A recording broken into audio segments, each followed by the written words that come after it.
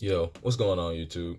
In today's video, we'll be talking about the OP08 Issho list that I've been working on for our little second now. This is a very jank version of the list. I haven't really put a whole lot of effort into this leader. I'm not really looking to put a lot of effort into this leader until the release of the structure decks, where I can go ahead and make a much more completed list, one that I actually feel a lot more comfortable with. But without further ado, let's just go ahead and get into this one. We're going to start off with the Navy package, which is going to be four brand new being your searcher of the deck, just allowing you to fill your graveyard and be able to get cards that you want to get to your hand. for Kobe, for Kobe being like your Absalon of the deck, if you will. So you pretty much just want to use the Kobe's to be able to pop cards in your field. With leader ability, you'll be able to don -1 to every creature your opponent has, and making all of your opponent's 4 costs within range of Kobe, making it a lot easier to pop fours. So I call it the Absalon of your deck.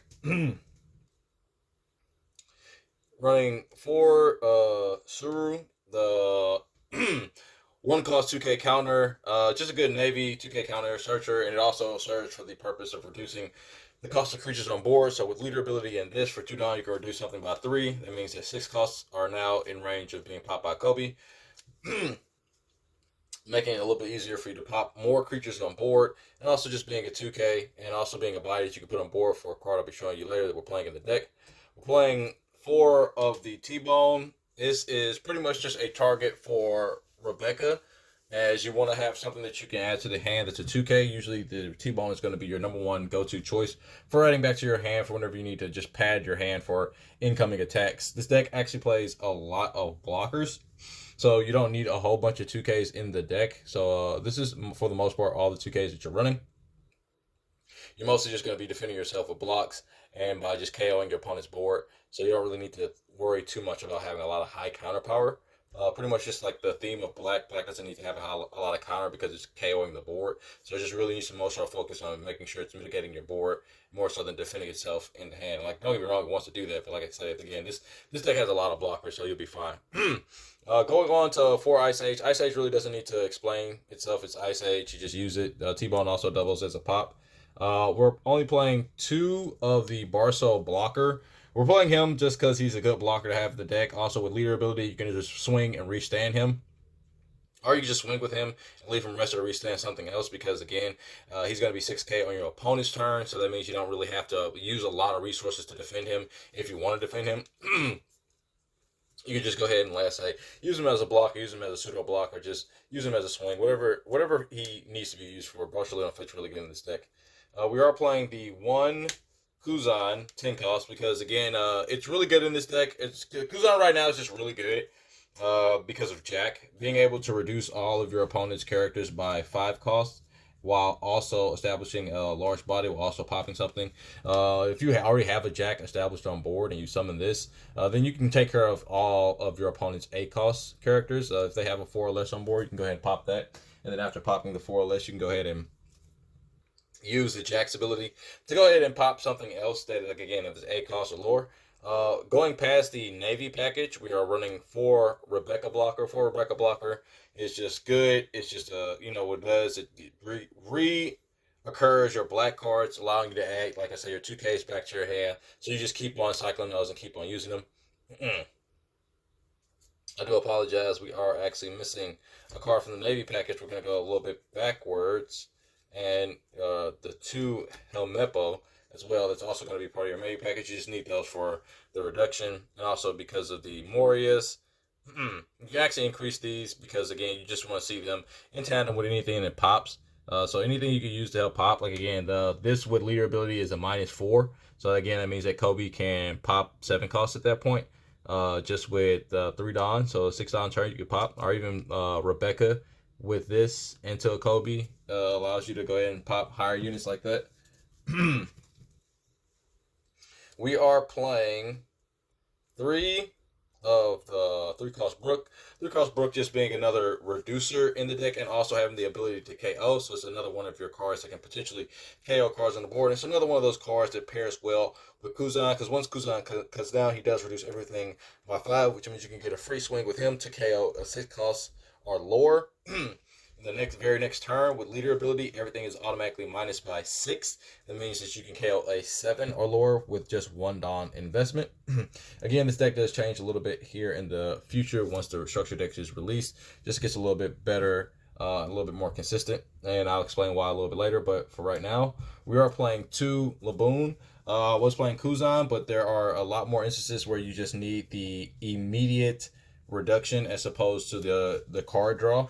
Like again, once the structure deck is released, I'll probably change these to Kuzan because you'll need it more with the Son Goku to help, like I said, increase for your consistency. We are playing 3 Mancherry. This is a number that I've been playing around with from 3 to 2. The Mancherry is just good for getting you back pretty much your entire deck between the cost of 4 and 5. But because of Rebecca, and because you're able to grab Rebecca back with Mancherry, you're able to essentially grab anything that's a 7, between 3 and 7, which means you'll be able to grab your Jacks back from your trash with your Rebecca, or just grab anything, or grab your Sabos back from your trash with your Rebecca, or just grab your Sabos back with the Mancherry. Mancherry is really good in here simply because not right now. Mancherry is really good in here because you can restand it at the end of the turn. So if you can go ahead and get a Sabo off and then play a Mancherry, then you restand the Mancherry. Your opponent has to bottom deck the Mancherry or trash the Mancherry to get it off of the board, because at that point you can just keep recycling your Sabos. If you have a larger body on board before you do this, you're pretty much locking yourself into winning the game. Like if you establish like a Kuzan or even a Jack before you play this combo, then you pretty much just can continuously use blockers and continuously loop cards out of your hand. I have not been able to get my hands on Jack, and I also think that, as I was saying earlier, I think that I'm going to change these ratios to 2 Mancherry, 3 Jack, because Jack is really good in this deck. Jack is really good in black in general. He just really just put black on the map for being able to not only just cycle cards out of their hand, just giving the Sakazuki generic cycle ability to black, which is crazy. It's one of the reasons that Sakazuki was so good, and now they just inherently gave it to a monster. And not only that, but made the monster hard to remove from the board if you're not playing any kind of like red or any kind of reduction of power. It's just an overpowered black card. We are running 3 Gecko Moria. The only reason we're running 3 Gecko Moria is because that this is one of those decks where Gecko Moria is good. Don't get me wrong, Gecko Moria, there's nothing wrong with playing Gecko Moria. You can play Gecko Moria 4 in this deck, and it'll work out just fine for you. It's just that it doesn't do as much for you in like Lucci or Luffy, even though it does play bodies. Like, you're not comboing those bodies necessarily to KO something. You're more so comboing those bodies to defend yourself and to build a board. Because what you're going to be doing 9 times out of 10 is really just probably to grab back a Rebecca, probably grab back a Searcher, a Reducer if you have a Jack on board to go ahead and KO something. But for the most part, you're just going to be grabbing back the Rebecca to grab back counter, or grabbing back the Rebecca and the Mancherry, and restanding the Rebecca off of leader skill, using the Mancherry to grab something back from trash.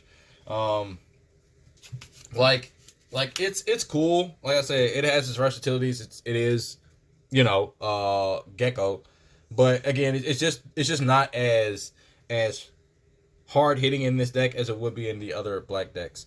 We are running 1 Sabo. The reason why we're running Sabo is because its effect is to pop 2 cards on board by trashing 1. This is really good with leader ability, because with 1 Dawn, you can reduce all of your opponent's characters by 1.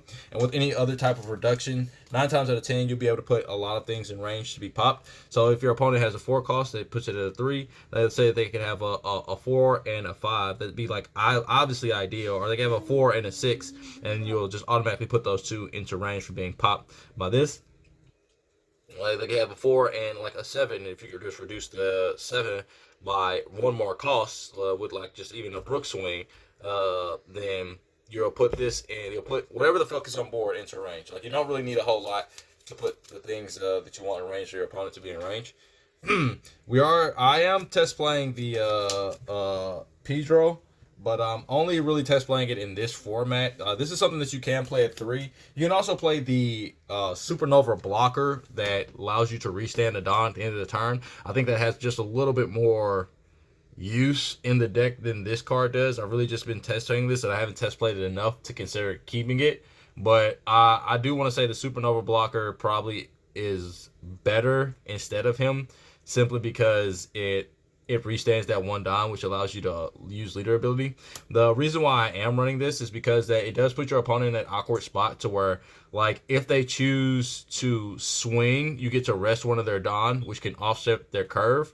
If they choose to try and, like I say, if they try and choose to, like, use a bunch of Dons to try and KO it, and then try and play something after, you rest one of their Don, offsetting that move that they want to make. If they want to swing into you with a creature that you want to off board, like just say that they have a Boa Hancock, which is, you know, a 6/8, then you can just block with this and immediately KO the Boa, because his two abilities are to rest 1 Don when he's KO'd, or to KO up to one of your opponent's cost 6 or less characters that are rested.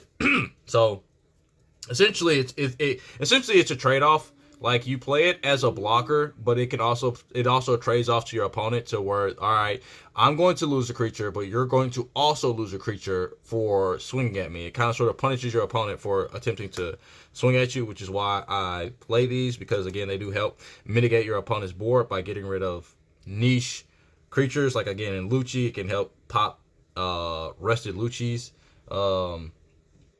A bunch of decks that can just help out with. Like, it's just a decent card for, again, helping offset your opponent's curve if they pop it in advance, or just helping get cards off a board if you just need to do that. And also you can swing with and restand because it does meet the requirement for leader ability. The last cards we are running in the deck are You Could Be My Samurai, and this card is going to be a lot more better once the structure deck comes out and we do have the Son Goku, because then we'll have the Searchers with the brand new and the Son Goku as our primary 2 targets to go ahead and rest with the You Can Be My Samurai. So you'll be essentially drawing 5 for the turn, because you'll draw 3 for the Son Goku, and then you'll play this to rest 2 cards to draw 2 more, which is drawing 5, which essentially mitigates one of the biggest problems that this deck has, which is hand size. And because you have the that insane draw engine, because it's a draw engine, it's not a search engine. The Son Gokus are draw engine cards. They draw you cards. They don't search you cards. They don't add more cards to your hand. They just kind of sort of cycle for black, which is what black wants. Black likes cycling, so it fits very much into the theme of what you're trying to do here. And also, I'll be also adding the Hina that adds a Don to lead. So essentially, you can just have a free -1 to everybody every turn that you have, and plus the Hina could be a cost, making it hard to remove even for black and for blue also, because, well, blue can only red rocket if it's an A cost on their turn. But this is the deck. So, like, the core theme or the core achievement or whatever it is you want to say the deck is, what you really want to do is try and get Jack onto board first, and then go into your Man-Cherry loop. And your Man-Cherry loop is just pretty much just you playing Man-Cherry to get back a Sabo, and then playing the Sabo and restanding the Man-Cherry, and just constantly looping that. And then, like, the following turns, swapping the Man-Cherry to get like a Rebecca to get the Sabo combo, and just essentially using Jack to mitigate their board with leader, and slowly building your board into other characters that help destroy your opponent's board. So, like, you want to keep using Rebecca's over, so you can keep summoning Kobe, so you can keep popping cards in the field. You want to keep using Brooks to reduce cards, so you can summon the Kobe to pop cards on the field. The Brook is more so in here, like, not just as a KO, but more so as a active body reducer, so that you can go that -2 with leader ability and just try and more so use Kobe. Again, the Kobe's are like the Absalon of the deck. They're really what you're using to mostly pop characters on board, because getting something down to 3 isn't that difficult. Again, like, Dawn on lead in pretty much every 4 cost is easily removable. The same thing with Jack. Every 4 cost is easily removable, and because it's such a large body, it's harder to remove off of the board. You get some Laboons in there, and then your opponent's just in a hurt position, because, like, again, when Laboon touches down, or when the Kuzan touches down, then the Jack is just extremely live to essentially everything on board, because once that touches, then your opponent's just going to lose a creature every turn. And then if you pair that with a Rebecca and a Kobe, or even a Rebecca and, like I say, a Brook, then you're just in a really sweet position.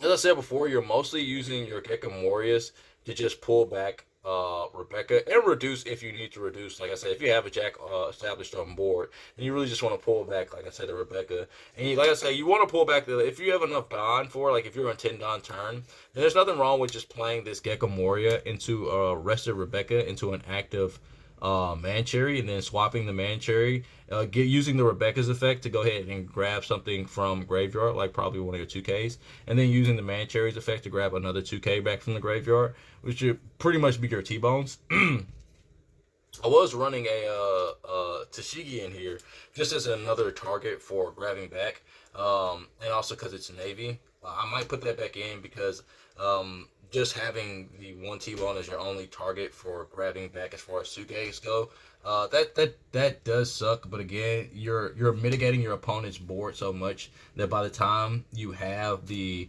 man cherry strategy, that you probably already have the Sabos, and you probably already started cycling your hand out and getting rid of all the non-counter to just keep playing Sabo over and over again. So essentially, you're just restand man cherry. Like I say, at the end of each of your turns, you restand man cherry. Your summon Sabo, your dish 2. The Sabo is going to facilitate the man cherry, so you'll never be out of cards to play. Getting an early Barso is really good in this deck because it allows you to apply early game aggression while defending yourself, because you can swing with both this and lead and then restand it as a blocker so that you don't have to worry about defending yourself. Also, the You Can Be My Samurai is really good in here because you can just play a Granny and you can play a brand new, or you can play a Granny and you can play a Kobe. And you don't mind resting a Kobe if you already have like if you did play a Granny to reduce something and then you played a Kobe, that was a 4 Don turn. If you have 5, you can go ahead and rest of both of these. If your opponent wants to swing into this, that's fine because they're not swinging into your life, and you mostly want to have these into the graveyard anyway, so you can get them back with Rebecca. And even if they don't swing with them, then that's fine also, because you can just use it next turn for a swing.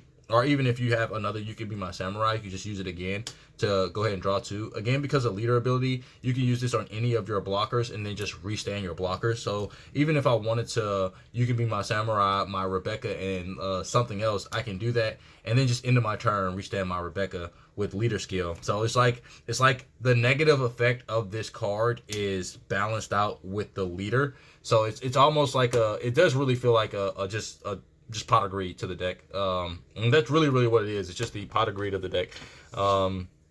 Like I said, leader ability, being able to restand every creature that you pretty much would choose to rest with this, and any creature that is bigger, such as like if you chose to rest like your Sabos or your Gecko Morias, then or your Jacks, those creatures are so large that you don't really care about your opponent swinging or attempting to swing into them because they cost so much to try and swing into.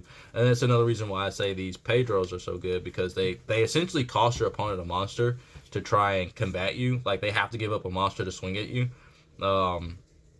which is extremely powerful, especially if they're losing monsters to Jack. So it's one of those situations to where if you have like a Jack on board and you have the Pedro, it's really mad for your opponent because it's really bad for your opponent because they're in a situation to where they can pop this and lose a creature or lose a Don, or on your turn they can lose the creature. It's just like I said, just put your opponent in an awkward position. But like that's just my spiel on the deck. Again, there will be an updated deck list coming out here shortly. This is just kind of sort of the one I want to give to you guys today. Hope you guys enjoyed the video. Hope it was informative and all the kind of good googly moogly. Come back next time for the next update on the deck, and the next deck that we will be tackling, which is going to be my Reiju deck, which is going to be my tournament performing deck that I'm going to be using for main events or big events until I find something else that's a little bit more suitable for me or something that I like. But yeah, peace.